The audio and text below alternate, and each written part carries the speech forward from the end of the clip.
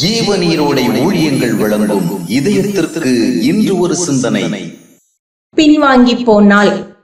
தொடர்ந்து வந்த சில தோல்விகளினாலும் முன்னேற்றமற்ற வாழ்க்கை சூழ்நிலைகளினாலும் சோர்ந்து போன ஒரு சகோதரர் கொஞ்சம் கொஞ்சமாக தன்னுடைய தேவ பக்தியை விட்டும் ஆவிக்குரிய ஆர்வங்களை விட்டு பின்வாங்கி போனார்.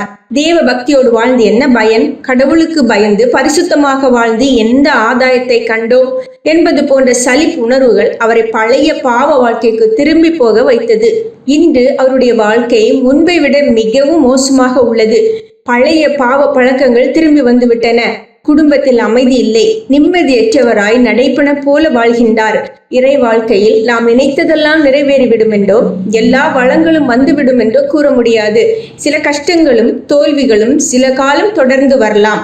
ஆயினும் அவைகளால் சோர்வுற்று தேவ பக்தியின் பாதையை விட்டு விலகி பழைய விதமான வாழ்க்கைக்கு திரும்புவதால் எந்த நன்மையும் விளையாது. அது மேலும் மேலும் நம்முடைய வாழ்க்கையை இருள் கவ்வுவதற்கே வழிவகுக்கும். துன்பமோ துயரமோ வாழ்வோ தாழ்வோ கர்த்தருக்கு பயந்து அவருடைய வழியில் நடப்பதால் மனதிற்கு அமைதியும் ஆறுதலும் உண்டு.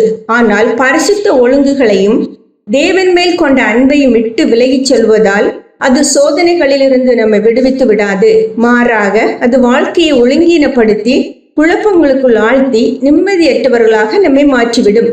இஸ்ரவேல் மக்கள் பல நேரங்களில் சோதனைகளின் நெருக்கத்தினால் தேவனை விட்டும் அவருடைய வழிகளை விட்டும் விலகி புறஜாதி மக்களின் தவறான தெய்வ வழிபாடுகளில் ஈடுபட்டனர். ஆனால் அதனால் ஒருபோதும் அவர்கள் நன்மையை கண்டதில்லை. ஆம், இயேசுவுக்கு பதிலாக அவருடைய பரிசுத்த ஒழுங்குகளுக்கு பதிலாக எதை தெரிந்து கொண்டாலும் அது வேதனையே.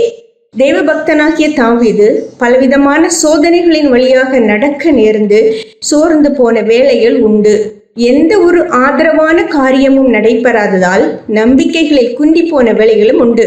ஆயினும் அவன் தன் மனதில் உணர்ந்தபடி தன்னுடைய கேள்விகளையும் அங்கலாய்ப்புகளையும் மனவிசனங்களையும் தேவ சமூகத்திலேயே கொட்டி தீர்த்தான்.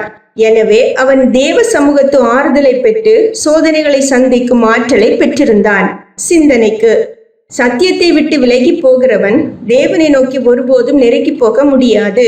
சத்தியத்தை விட்டு விலகி போகிறவன் தேவனை நோக்கி ஒருபோதும் நெருங்கி போக முடியாது.